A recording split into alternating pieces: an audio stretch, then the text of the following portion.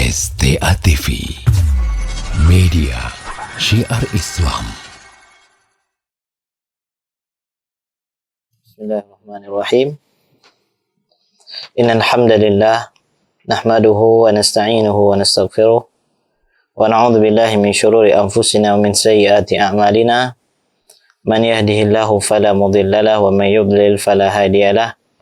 Asyhadu an la ilaha illallah wahdahu la syarikalah wa asyhadu anna Muhammadan abduhu wa rasuluh.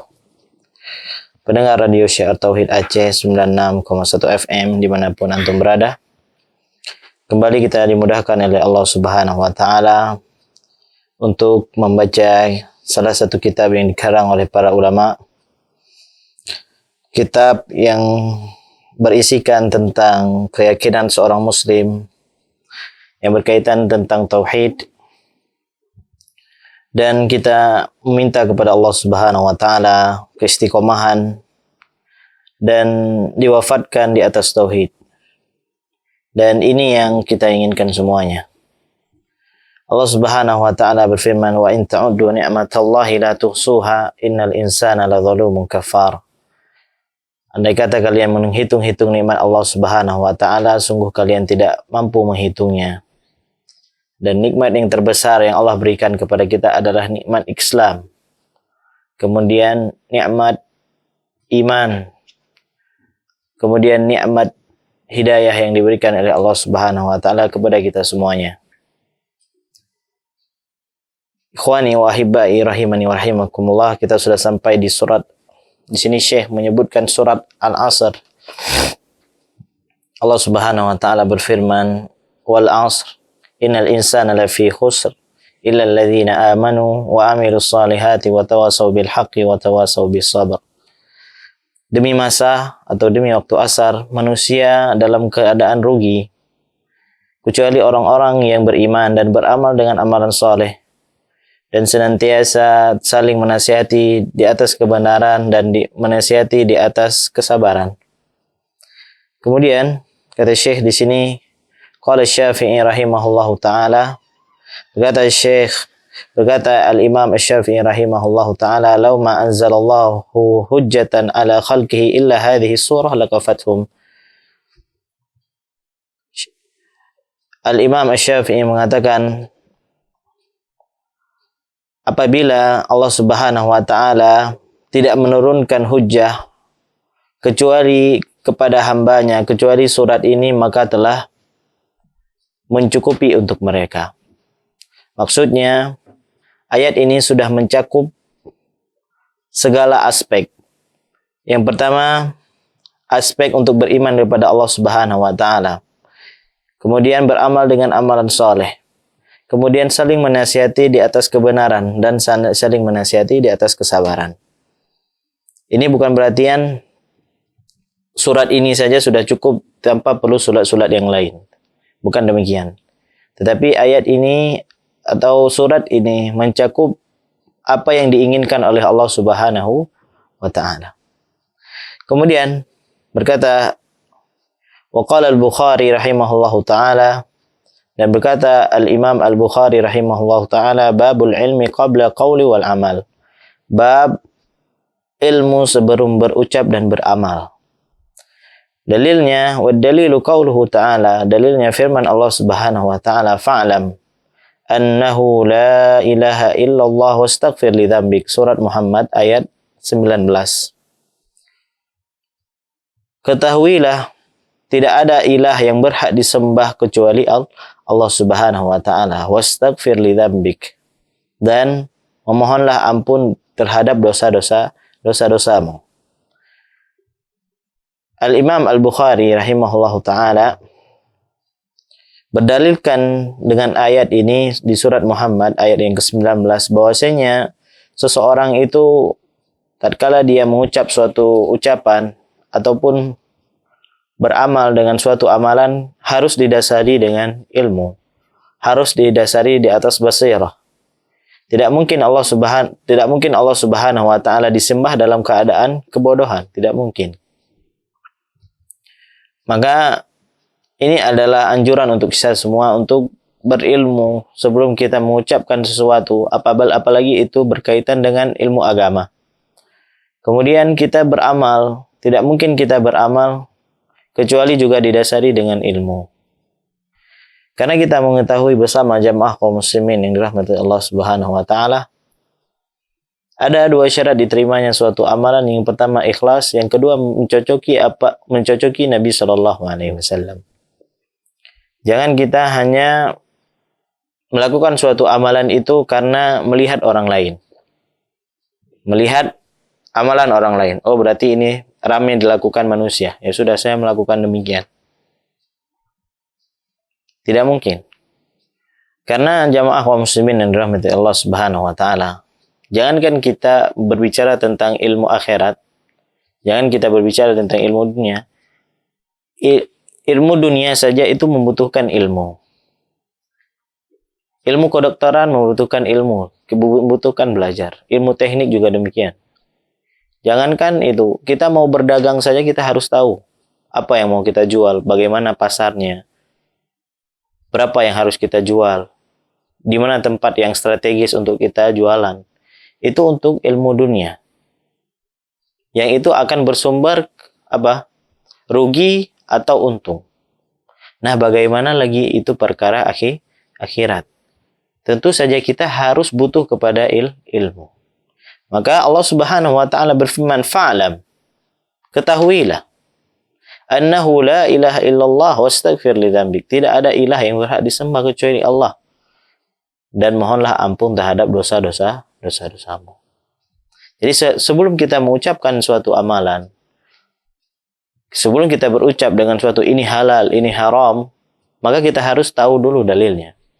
Karena namanya ibadah itu tauqifiyah. Yang namanya ibadah itu ada dalil kita kerjakan. Kalau tidak ada dalil kita tinggalkan, hanya sebatas itu. Ya. Karena hukum asalnya suatu amalan itu haram untuk dikerjakan sampai datangnya dalil. Adapun perkara dunia, hukum asalnya itu halal. Hukum asalnya itu halal sampai datang dalil untuk mengharamkan hal tersebut. Jadi kalau untuk kita beribadah, kita harus tahu dulu dalilnya. Tetapi kalau untuk perkara dunia, kita nggak perlu tahu dalilnya. Kita hanya perlu tahu ini hukum asalnya ini halal. Hukum asal jual beli itu halal. Sampai datang yang dalil untuk mengharamkan hal tersebut. Atau ada cara-cara yang bisa membuat hal tersebut menjadi haram. Menjadi riba, menjadi curang atau yang lainnya.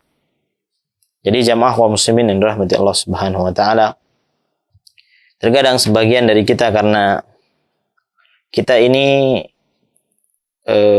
terlahirkan dari keluarga dari ayah atau ibu yang beragama dengan agama Islam, kemudian kita lahir di dalam agama Islam, maka itu kenikmatan dari Allah Subhanahu wa taala. Maka jangan kita sia-siakan hal tersebut. Jangan kita menganggap ya sudah orang beribadah demikian, saya melakukan demikian.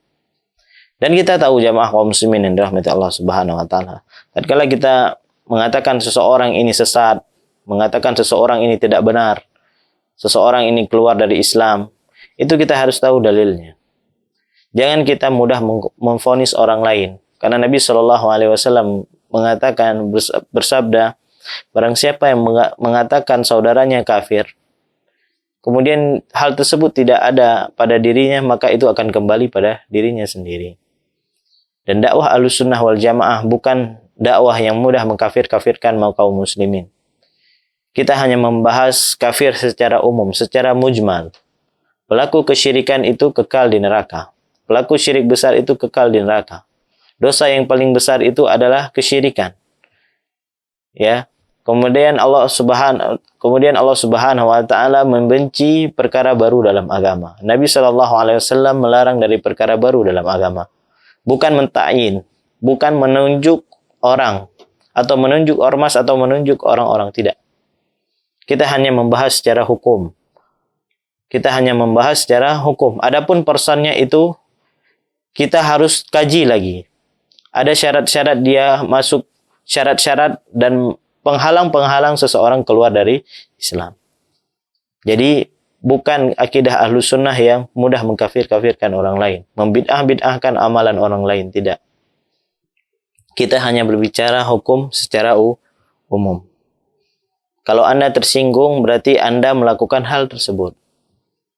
Jadi tidak perlu tersinggung. Kita hanya membahas secara hukum. Kalau mau membantah, bantah secara ilmiah, bantah secara dalil. Jangan bantah secara emosi atau yang lainnya. Atau memprovokasi orang lain untuk membenci orang lain. Karena Allah Subhanahu wa taala berfirman, "Innamal mu'minuna al-ikhwah." Ya, mukmin ini bersaudara. Dan kita mengajak saudara-saudara kita agar tidak jatuh kepada hal yang dapat merugikan dia pada hari kiamat. Jamaah kaum muslimin yang dirahmati Allah Subhanahu wa taala. Asy-Syafi'i, ya. Al-Imam Asy-Syafi'i, siapa nama beliau? Asy-Syafi'i, nama beliau adalah huwa Abu Abdillah.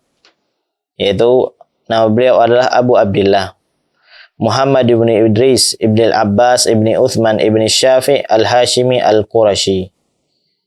Ya. Beliau lahir pada tahun 150 Hijriah. Dan beliau wafat di Mesir pada tahun 204 Hijriah. Dan beliau adalah salah satu imam dari 4 imam madhab. Dan Imam Syafi'i rahimahullahu ta'ala, beliau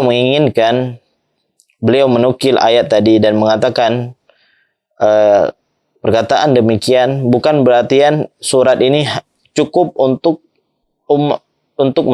manusia. Tetapi apa? Surat yang mulia tersebut, surat Al-Asr, yaitu menyuruh kita, menganjurkan kita untuk apa? At-tamassuk bidinillahi bil iman. Yaitu berpegang teguh dengan agama Allah Subhanahu wa taala dengan apa? Dengan iman. Kemudian beramal dengan amalan saleh. Kemudian kita berdakwah dengannya. Kemudian kita bersabar. Ya.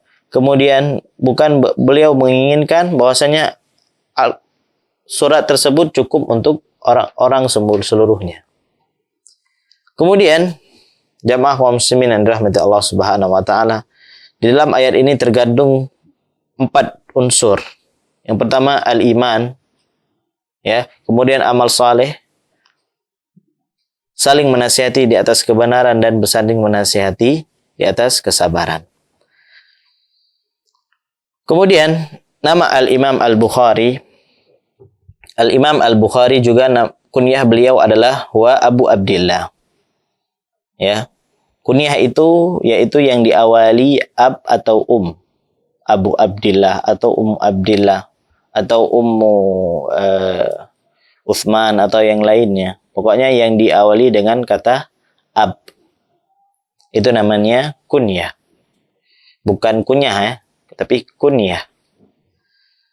Nama beliau adalah Muhammad ibni Ismail ibni Ibrahim ibni al-Mughirah al-Bukhari. Ya, beliau adalah salah satu yang menulis kitab hadis yang sepakat para ulama atau banyak sekali para ulama yang memuji kitab beliau. Dan sepakat para ulama di masa beliau tidak ada kitab yang paling sahih selain kitab Imam Al-Bukhari. Setelah Al-Quranul Karim, kitab yang paling sahih, kitab hadis yang paling sahih adalah kitab Al-Imam Al-Bukhari rahimahullahu ta'ala. Tetapi datang di zaman sekarang orang yang mencari-cari kesalahan Al-Imam Al-Bukhari, dan tetapi hal tersebut tidak mengurangi dan tidak membuat beliau cacat di mata manusia. Kitab beliau tetap akan dikaji. Karena begitu detailnya beliau tatkala menulis hadis tersebut. Sebelum beliau menuliskan hadis, beliau salat sunnah terlebih dahulu. Begitu detailnya seseorang menulis kitab. Dan jamaah kaum muslimin yang dirahmati Allah Subhanahu wa taala, apabila niat kita benar, apabila niat kita tulus, walaupun manusia membenci kita, walaupun manusia menghardik kita, kita di sisi Allah Subhanahu wa taala, Allah akan menolong kita. Seperti Al-Imam Bukhari. Walaupun manusia, ada sebagian manusia membenci beliau, mengatakan beliau adalah bukan seorang ulama atau beliau adalah seorang muqallid, tetapi semua orang-orang yang berilmu, orang-orang yang memiliki kefakihan, orang itu akan paham bahwasanya kitab yang paling sahih adalah kitab Al-Imam Al-Bukhari. Kalau sekaliber beliau saja dikatakan muqallid, maka bagaimana kapasitas kita ini?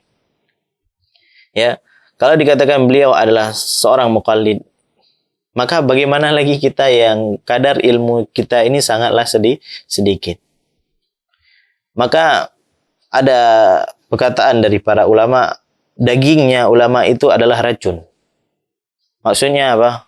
Kalau kita membenci ulama, maka kita takutkan ada malapetaka yang akan jatuh kepada kita. Karena jamaah kaum muslimin yang dirahmati Allah Subhanahu wa taala, Allah Subhanahu wa taala berfirman, "Innama yakhsyallaha min ibadihi al-ulama." Sungguhnya orang yang paling takut kepada Allah Subhanahu wa taala adalah para ulama. Dan beliau telah mengerahkan seluruh tenaganya untuk ilmu agama. Seluruh waktu beliau, seluruh tenaga beliau telah beliau kerahkan untuk ilmu agama. Adapun kita hanya menuntut ilmu agama hanya sedikit saja. Maka hati-hati tatkala kita membenci terhadap para ulama.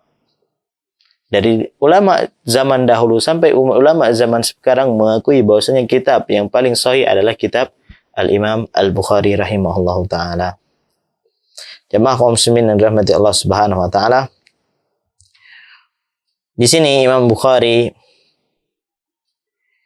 berdalilkan dengan ayat yang tadi, fa'lam annahu la ilaha illallah wastaghfir li dzambi, ala wujubil, untuk wajibnya seseorang memulai ilmu sebelum dia berucap dan beramal. Maka ini dalil bahwasanya manusia itu dia harus berilmu terlebih dahulu, thumma ya'mal thaniyan, kemudian dia beramal. Wa hunaka dalilun aqliyun nadhariyun yadullu ala anna al-ilma qabla qawli wal amal, wa dhalika li anna al-qawl aw amal la yakunu sahihan maqbulan hatta yakuna ala wafqi syariah. Dan juga di sana ada dalil secara aqliyun dan nadhariyun, ya, bahwasanya menunjukkan bahwasanya ilmu itu syarat diterimanya suatu amalan. Dan sesungguhnya ucapan dan amalan dia tidak akan benar, tidak akan diterima sampai apa? Dia sesuai dengan syariat. Wala yumkinu ay ya'lamal insanu anna amalahu ala wafqi syariah illa bil ilm. Dan tidak mungkin manusia mengetahui amalannya sesuai dengan syariat kecuali dengan ilmu. Jadi kalau jamaah kaum muslimin yang dirahmati Allah Subhanahu wa taala, dalil ini menunjukkan kepada kita wajibnya kita berilmu. Kemudian jamaah kaum muslimin yang dirahmati Allah Subhanahu wa taala, i'lam rahimakallah, ketahuilah semoga Allah merahmatimu, annahu yajibu ala kulli muslimin wa muslimatin ta'alluma thalathi hadhihi masail wal amalu bihin. Sesungguhnya wajib bagi kaum muslimin dan muslimah mempelajari 3 masalah ini dan beramal dengannya. Yang pertama adalah annallaha khalaqana. Sesungguhnya Allah Subhanahu wa taala yang menciptakan kita. Allah Subhanahu wa taala yang menciptakan kita. Semua kita meyakini Allah Subhanahu wa taala menciptakan kita. Maka melazimkan apabila seseorang meyakini Allah yang menciptakan dirinya, maka wajib bagi dirinya meminta hanya kepada Allah Subhanahu wa taala. Karena Allah Subhanahu wa taala berfirman, wa qala rabbukum ud'uni astajib lakum. Berkata Rabb kalian, ud'uni, mintalah kepadaku astajib lakum, maka aku akan ijabahi. Seorang yang meyakini Allah yang bisa mengatur seluruh alam semesta, Allah yang memberi rezeki kepadanya, maka ngapain dia harus meminta kepada selain Allah Subhanahu wa taala? Ya. Karena yang selain Allah Subhanahu wa taala adalah makhluk. Dan seluruh makhluk itu butuh kepada Allah Subhanahu wa taala. Jadi kita langsung meminta kepada Allah Subhanahu wa taala. Dan jemaah kaum muslimin yang dirahmati Allah Subhanahu wa taala, wa razaqana, kemudian yang memberi rezeki kepada kita. Walam yatrukna hamala, dan Allah Subhanahu wa taala tidak meninggalkan kita dalam keadaan sia-sia. Meninggalkan kita begitu saja. Karena Allah Subhanahu wa taala berfirman, ayahsabul insanu ayyutraka suda. Apakah manusia menyangka dia akan dibiarkan begitu saja, tidak diperintah dan tidak dilarang? Bal arsala ilaina rasulan. Akan tetapi Allah Subhanahu wa taala mengutus kepada kita seorang rasul yang mengajarkan kepada kita ilmu agama. Jadi jamaah kaum muslimin yang dirahmati Allah Subhanahu wa taala, kita diciptakan di muka bumi ini bukan hanya sekedar hal yang sia-sia. Kita diciptakan di muka bumi ini untuk beribadah kepada Allah Subhanahu wa taala. Bukan hanya sekedar kita mencari rezeki dan makan dan minum. Kalau hanya makan dan minum, para hewan pun juga demikian. Nah, kita manusia diciptakan oleh Allah Subhanahu wa taala untuk beribadah hanya kepadanya. Jadi kita jangan lalai.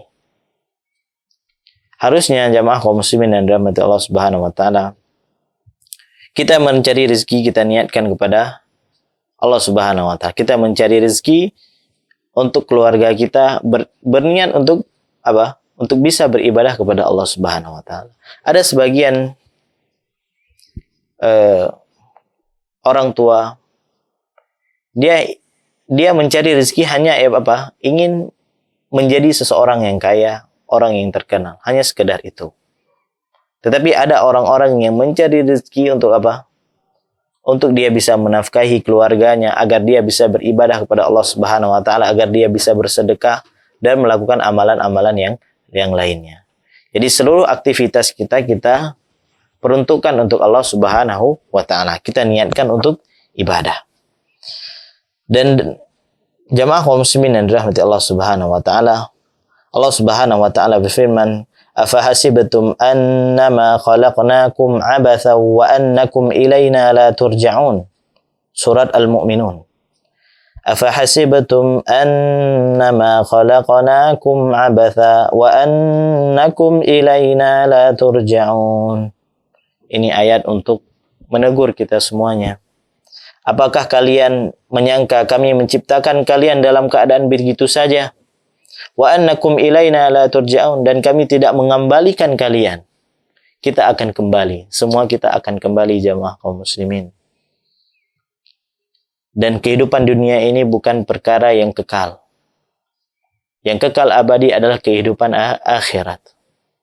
Semua kita adalah musafir. Semua kita adalah orang-orang yang hanya singgah di dunia ini. Karena kita akan kembali kepada Allah Subhanahu wa taala. Jadi bagi orang-orang yang lalai, orang-orang yang menganggap kehidupan dunia ini kekal, maka cukuplah firman Allah Subhanahu wa taala yang mulia ini. Afahasibtum annama khalaqnakum abatha wa annakum ilaina la turja'un. Apakah kalian menyangka kami menciptakan kalian begitu saja? Wa annakum ilaina la turja'un, dan sesungguhnya kalian akan tidak dikembalikan. Ini apa? Pertanyaan dari Allah Subhanahu wa taala. Kalau di dalam Al-Qur'an banyak sekali pertanyaan yang tidak membutuhkan kepada jawaban, yaitu istifham al-inkari.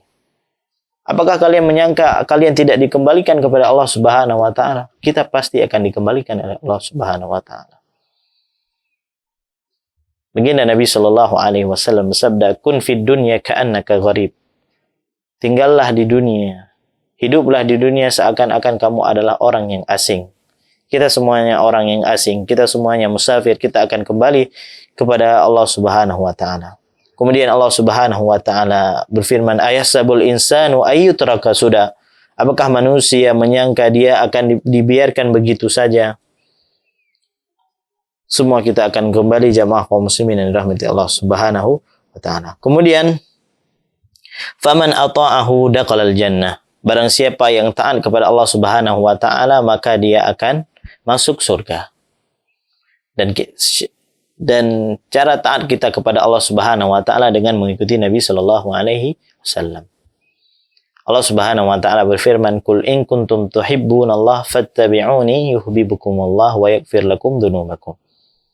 Katakan Muhammad, "Qul in kuntum tuhibbunallah," katakan wahai Muhammad, apabila kalian mencintai Allah Subhanahu wa taala, fattabi'uni, maka ikutilah aku. Yaitu mengikuti Nabi sallallahu alaihi wasallam. Baginda Nabi sallallahu alaihi wasallam juga bersabda, "Kullu ummati yadkhuluna al-jannah illa man aba." Seluruh umatku akan masuk surga kecuali orang-orang yang enggan. Ada orang-orang yang enggan untuk masuk surga. Kemudian para sahabat terheran, kok ada orang yang enggan untuk masuk surga? Ya. Kemudian jawaban Nabi sallallahu alaihi wasallam, "Man atani dakhalal jannah wa man ata'ani dakhalal jannah wa man asani faqad aba." Barang siapa yang taat kepadaku, maka dia akan masuk surga, dan barang siapa yang ingkar kepadaku, maka dia akan masuk ke neraka. Dan Nabi sallallahu alaihi wasallam melarang kita dari melakukan peribadatan kepada selain Allah Subhanahu wa taala dan hal-hal baru dalam agama kita. Wa man asahu dakhalan nar, dan barang siapa yang maksiati Allah Subhanahu wa taala, dia akan masuk ke dalam neraka.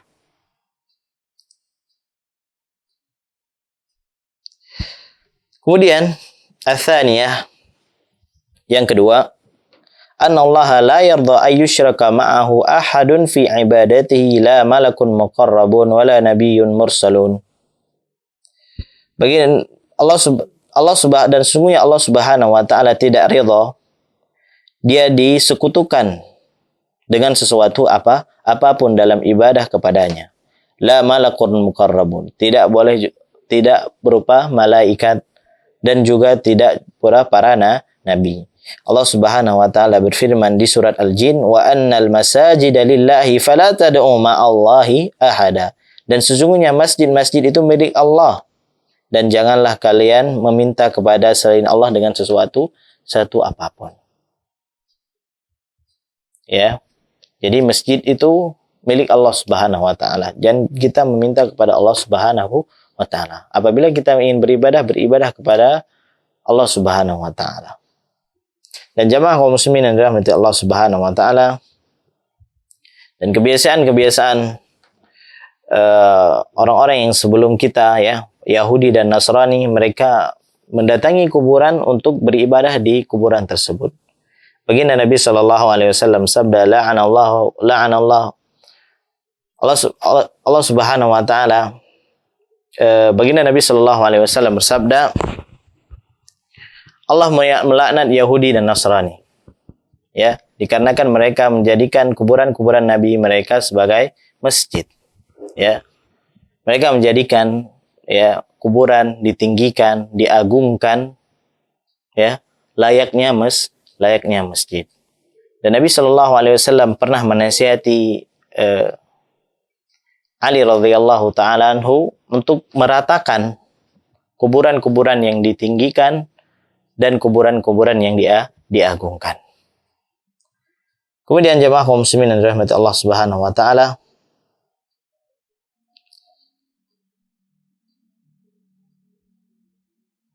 begitu banyak sudah kita membaca ayat demi ayat atau hadis demi hadis Nabi sallallahu alaihi wasallam yang melarang kita dari melakukan kesyirikan. Berarti Allah Subhanahu wa taala sangat mengingkari perkara kesyirikan. Dan jemaah yang mulia rahimani wa rahimakumullah, mungkin hanya ini yang bisa kita sampaikan pada malam yang berbahagia ini. Semoga memberikan manfaat untuk saya pribadi dan jemaah sekalian. kita akhiri dengan doa kafaratul majlis. Subhanaka Allahumma wa bihamdika asyhadu an la ilaha illa anta astaghfiruka wa atubu ilaik. Wassalamualaikum warahmatullahi wabarakatuh.